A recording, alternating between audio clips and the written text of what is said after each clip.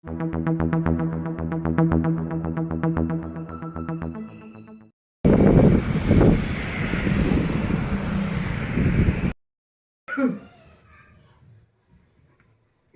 కూడా దెబ్బ తగిలింది అయినా వాళ్ళు కంప్లీట్ ఇస్తామంటే వాళ్ళు ఇచ్చుకోకుండా ఏం చేస్తారు అది ఇది అనమాట.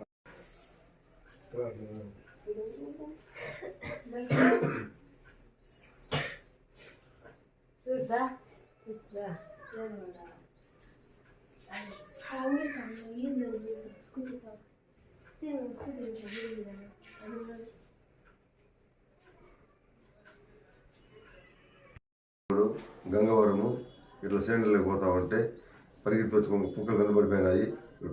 పేచలేదు నాకు చెయ్యి నడుము దయచేసి పట్టించేయండి. ముందుగా కుక్కలే ఉండకూడదు ఊర్లో, చాలా డేంజర్గా ఉంది ఊర్లో ఉండి మొత్తం పట్టించు. ఊరు అవే కదా ఊర్లో మొత్తం పట్టించారు కుక్కలు కూడా, ఇబ్బంది లేదు. చాలా సమస్యగా ఉంది ఊర్లో, పిల్లలతో భయం అవుతాను పోవాలంటే అక్కడ. ఇంతకుముందు చాలా మంది కషాయ పిల్లలు ఆడవాళ్ళే కానీ చెప్తే ఊరు పట్టించుకోలేదు. దయచేసి పట్టించుకోదానికి ఇది చేసుకొని వాడు ముందుకు పట్టించండి. ప్రభుత్వం పట్టించుకోలేదు, పట్టించండి. నేను ఒకటి కన్వీనరు, సచివాలయం కన్వీనరు శ్రీనివాసులు గౌడు. ఇంతకుముందే యశోదమ్మ అనేసి వాళ్ళ కుక్కలే ఆమెనే కొరికేసి రక్తాలంతా మొత్తం ఇదైపోయినాయి. నేను ఆల్రెడీ చెప్పినాను. ఆమె కూడా పాపం 3 నెలలు ఏడ బయట పోయి అంతా ట్రీట్మెంట్ తీసుకొని తెల్లవారు వచ్చింది. తెల్లవారి ఈశ్వర గౌడ్ అనేసి అతను బాత్రూమ్ పోయితే వస్తూ ఉంటే మొత్తము ఆయన్ని 4 కుక్కలు వచ్చి మొత్తం దెబ్బేసి ఇచ్చేసి నానా హింసలు పెట్టి ఆయన చెయ్యి నడుము మొత్తము ఫ్రాక్చర్ అయింది. నేను తెల్లవారు నేనే పోయి హాస్పిటల్కి పొమ్మన్నాను. నాగలరాల దగ్గర ఆయన డాక్టర్ దగ్గర పొమ్మన్నాను, ట్రీట్మెంట్ తీసుకోమన్నాను.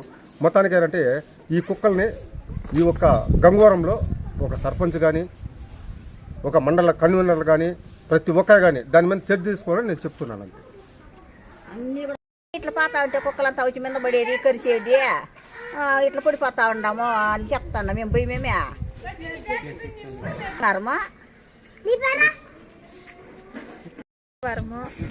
నా పేరు పుష్ప.